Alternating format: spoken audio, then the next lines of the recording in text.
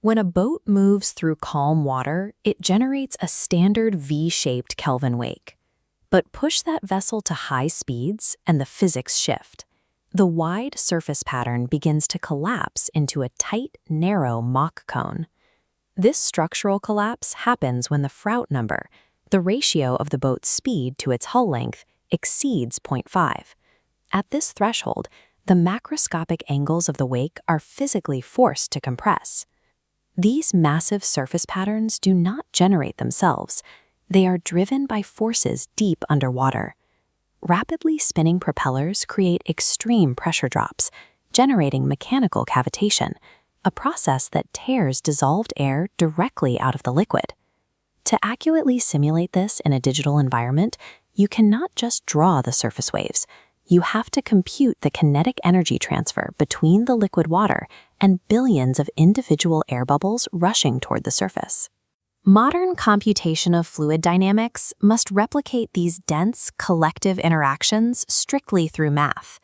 Relying on an artist to manually keyframe or tweak millions of individual bubbles is computationally and practically impossible. Achieving physical realism at scale requires a simulation architecture where the macroscopic fluid and the microscopic bubbles are tightly coupled. The equations have to do the work, rendering visual tricks and phenomenological approximations obsolete. Historically, fluid simulations relied on one-way advection. In this setup, Lagrangian particles, representing the bubbles, merely ride along a pre-computed velocity field of the surrounding water. That underlying water is modeled using an Eulerian framework, specifically a marker and cell or Mach grid. It calculates the bulk momentum of the fluid by tracking how velocity and pressure shift from one static voxel to the next. The mechanical flaw of one-way advection is that the fluid pushes the bubbles, but the bubbles never push back. This fails to replicate collective buoyancy. A dense cluster of bubbles displaces more water and rises faster than a sparse group, but a one-way system cannot compute that physical feedback loop. To capture that collective behavior, the system must be two-way coupled. The continuous fluid and the discrete air particles need to constantly exchange momentum through physically derived drag and pore pressure buoyancy forces.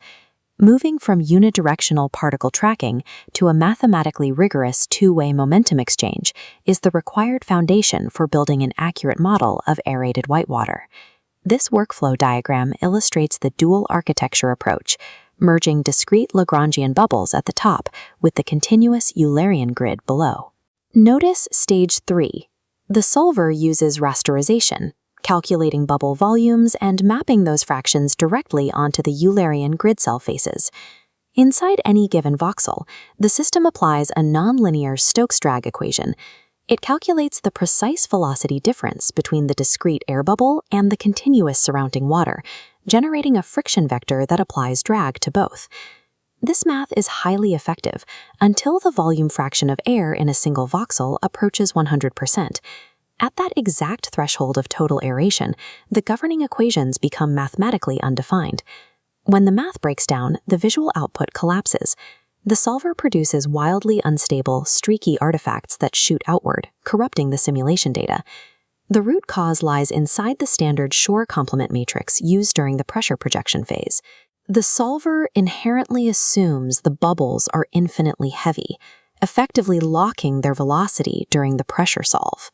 Treating air bubbles as objects with zero inertia completely destabilizes any incompressible pressure solve attempting to process highly dense whitewater. To stabilize the matrix, engineers introduce a structural fix, a reduced bubble momentum update equation, injected directly into the pressure projection phase. It is designated as reduced because it isolates and accounts purely for buoyancy. By deliberately omitting the complex drag calculations from this specific step, the matrix remains computationally viable. This allows for the introduction of a compliance coefficient. It operates as a tunable parameter injected straight into the diagonal scaling of the discrete Laplacian matrix. Testing establishes the operational sweet spot for this coefficient is 0.5. This exactly balances the extremes, preventing the particles from becoming artificially locked while stopping them from freely sliding through the grid, drastically reducing the required Newton iterations. The physical result of an inertia-aware pressure projection is immediate. Even under total air saturation, the bubble clusters remain completely stable and cohesive. Injecting a fractional accounting of bubble inertia into the discrete matrix is the definitive solution to preventing catastrophic Newton iteration failures in aerated fluids.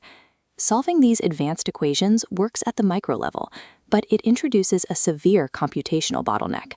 Running a fully coupled, two-way Eulerian Lagrangian solve across an entire oceanic volume requires an impossible amount of processing power. The pipeline solution isolates the heavy math.